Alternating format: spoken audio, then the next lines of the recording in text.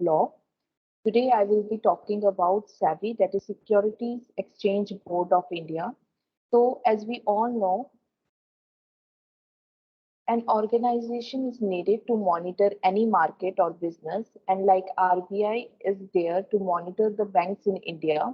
Similarly, SEBI came into existence to monitor the stock market. So before the establishment of SEBI, frauds or scams were very common in the market. And you must remember Harshad Mehta scam, how Harshad Mehta scammed through insider trading and other illegal practices because he found the loopholes in the market very much. So due to the increasing frauds and scams in the stock market, a body has been recommended to listen to the complaints of traders and investors and impose fines or sanction on the person or company who commits fraud. So analyzing all these reasons, the government decided to set up an institution that act as a regulator of the securities market in the country. So finally, SEBI was established on January 31, 1992, and as per the Securities and Exchange Board of India Act, which is known as in short form, we all know that is SEBI Act 1992. So along with this, SEBI implemented the rules for the stock market and started controlling the affairs of stock market and stock exchanges and mutual funds, etc., in the financial market. And it is mandatory for a broker to register with SEBI to provide trading services. So what is actually SEBI? So SEBI is a regulatory body that regulates the trading of stocks in the securities market. It is similar to the Securities and Exchange Commission, which is operative in the United States of America, that is USA. So as per the charter, SEBI has three main group of issuers, that is securities, investors, and market intermediaries. This institution plays a very important role in regulating all these three groups. So what is the organizational structure of the SEBI? So the SEBI consists of 9 members in total. A chairman is appointed by the Government of India, that is the central government, Ministry of Corporate Affairs. 2 members from the Union Ministry of Finance. 1 member from Reserve Bank of India, which is very important as we all know that it is from the financial market. So 1 member should be from RBI also. And 5 members are appointed by Government of India, that is Ministry of Corporate Affairs. And out of these 5 members, 3 members should be a full-time member. So the full form of SEBI is Securities Exchange Board of India and Board of India. And the main objective of SEBI is to provide securities to the investors in the stock market. And also this organization provides help to traders and investors against any kinds of frauds and scams.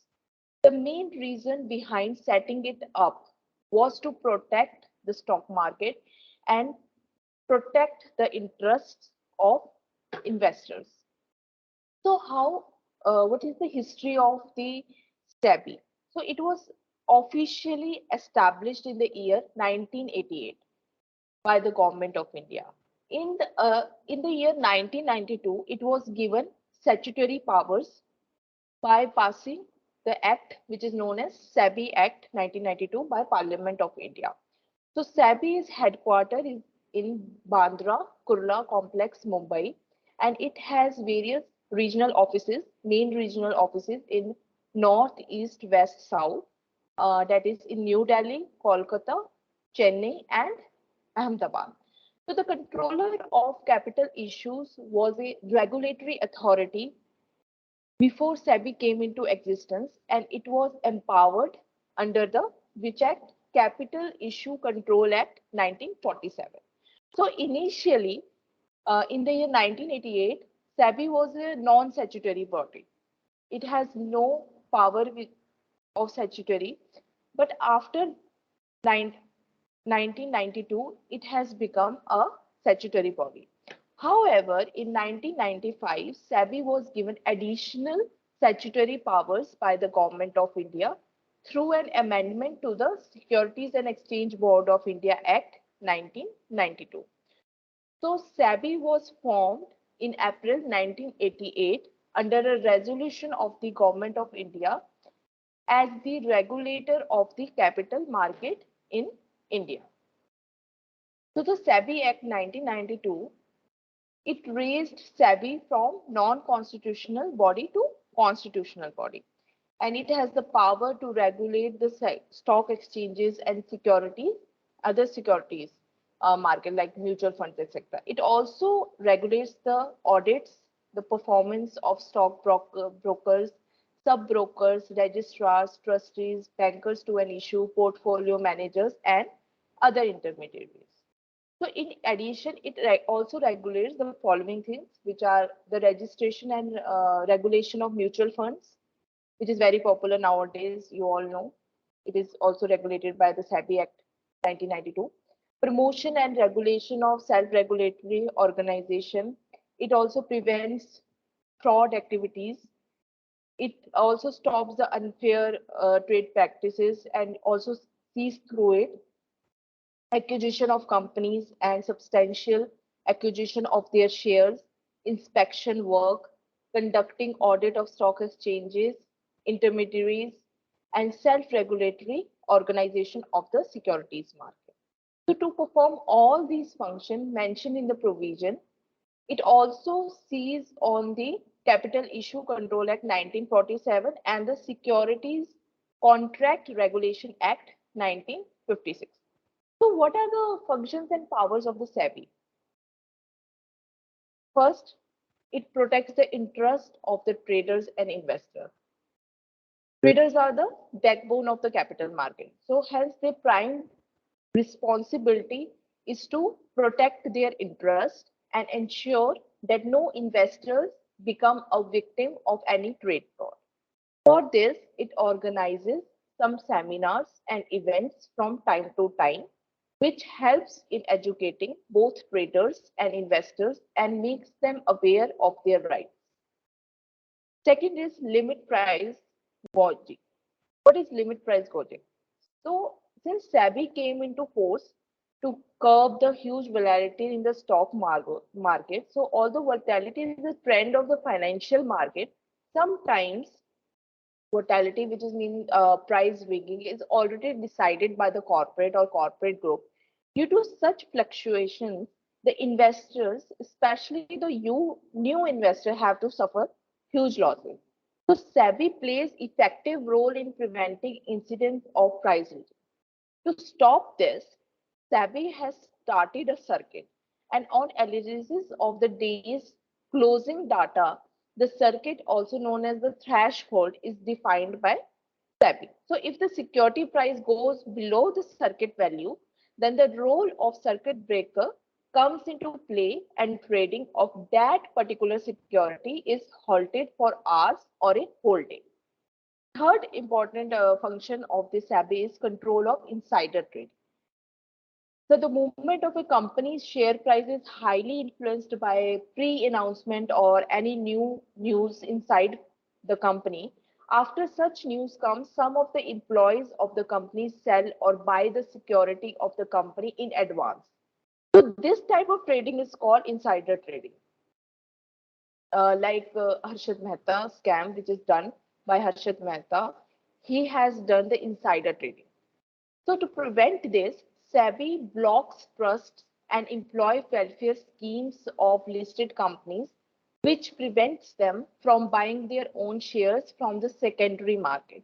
Also, as per the SEBI guidelines, listed companies are required to disclose welfare schemes to their employees, which includes stock purchase and align them as per the guidelines. Next one is financial intermediate. SEBI is the intermediate body in the stock market. So whose responsibility is to ensure smooth and secure completion of all transactions in the market. So it plays an important role in the capital market and monitors every activity of the financial intermediaries such as brokers, sub-brokers, etc. What are the developmental functions of the SEBI? So it brings innovation and creativity to the Indian financial market. There are many developmental works being done by the SEBI, and some of them are the electronic platform has been introduced to streamline the process in the financial market. There is introduction of the DMAT form of securities. It also provided training to for the financial intermediaries, and it also permits the IPO through exchange. What are the regulatory functions?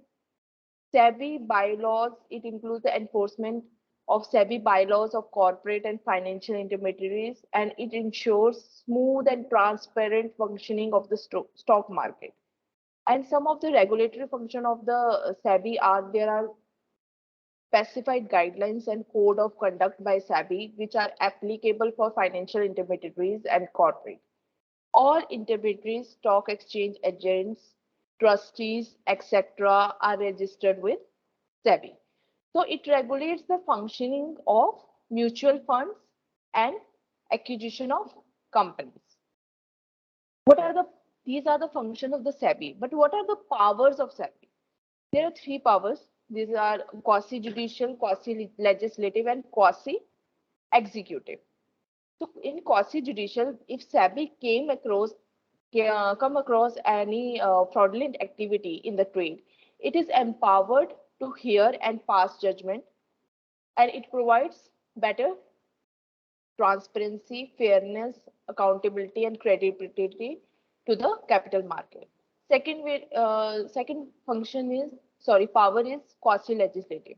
So it is empowered to draft rules and regulation to protect the interests of the investor as per SEBI. So SEBI is focused on strengthening and streamlining the provision of all listed agreements across various sectors of the financial markets, including the equity market. So this type of regulation is put in place to avoid any fraud or any kind of malpractices. Third important power of SEBI is quasi-executive.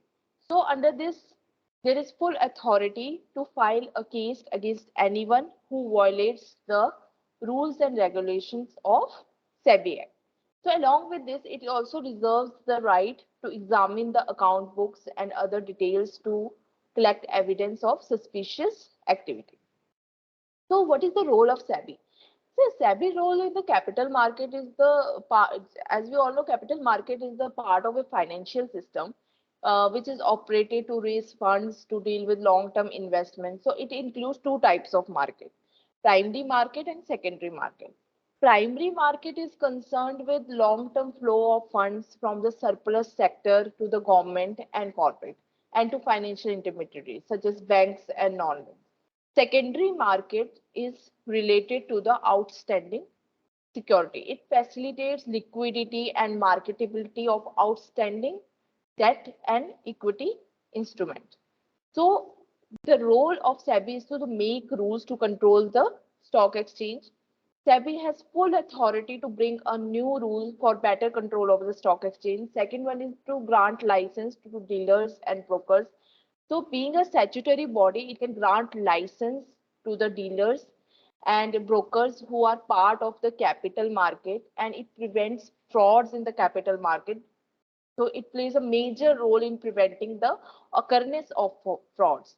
So it can ban the trades of those brokers who are involved in any kind of fraudulent activity or unfair trade practices in the stock markets.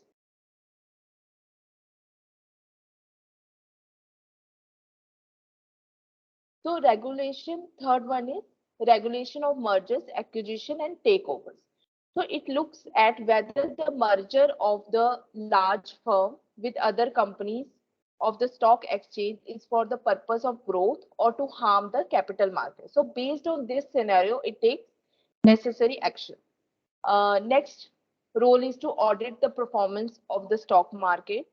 So SEBI audits the performance of various stock markets, various stock exchanges, and it tie up with ICAI, Institute of Chartered Accountant of India. So auditing of any company account, it empowers to tie up with ICAI, the authority that makes new auditors of company. Next one is to introduce the derivative contracts on volatile index. In order to reduce the risk of investors, SEBI introduces derivative contracts on volatile index in a stock exchange. So SEBI, guide, SEBI guidelines are also available in Hindi, and it also introduces separate guidelines for primary market, IPO, investor protection.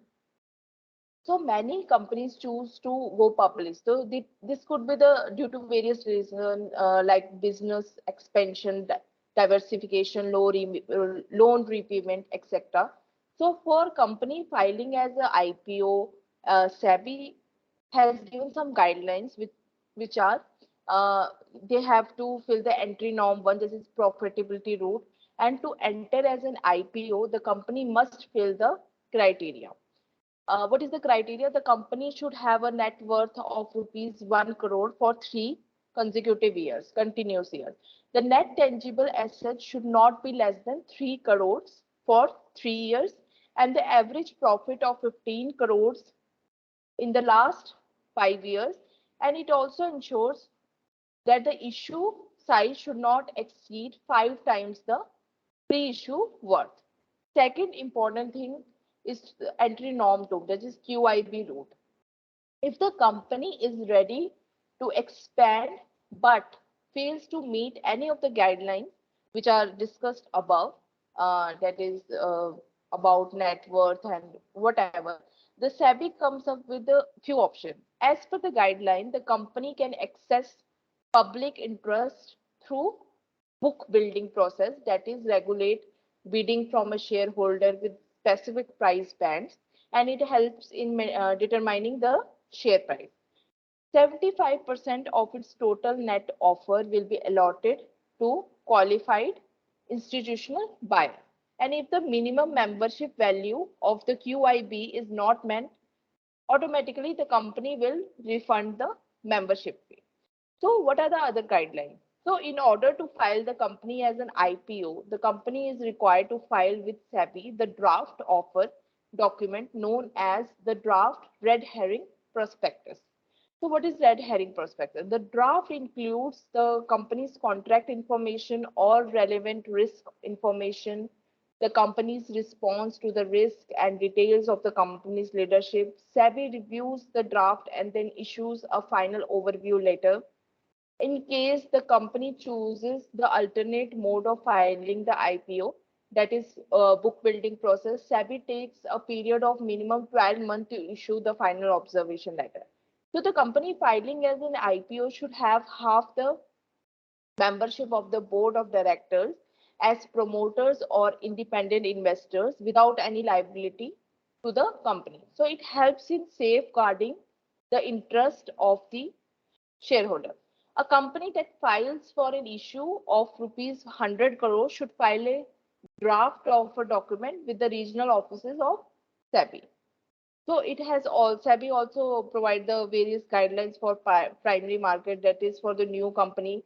A new company, if a new company has not completed the 12 months of commercial operation, they will not be allowed and not be permitted to engage in issue of shares at a premium. New company should be set up for at least 5 years, and the private and closely held companies have must their profit making track record for at least of 3 years, and the existing listed companies should have the worth of rupees 100 crore. So shares of new company should be listed, otherwise SEBI will not include them in the market. So SEBI gives protection to the investors and new issue. SEBI introduces an advertisement code for fair disclosure. So SEBI main purpose is to provide the transparency to the investors. So SEBI regulations are for the insider trading. It also give regulation for the which is known as SEBI Prohibition of Insider Trading Regulation 2015, which is introduces new rules and provision that prohibit trading of securities by insiders. Also, it strengthens the legal framework which provide greater transparency and securities in trade. So these are the things which needs to be done, and with the passage of time, it is done by the SEBI. Thank you and have a nice day.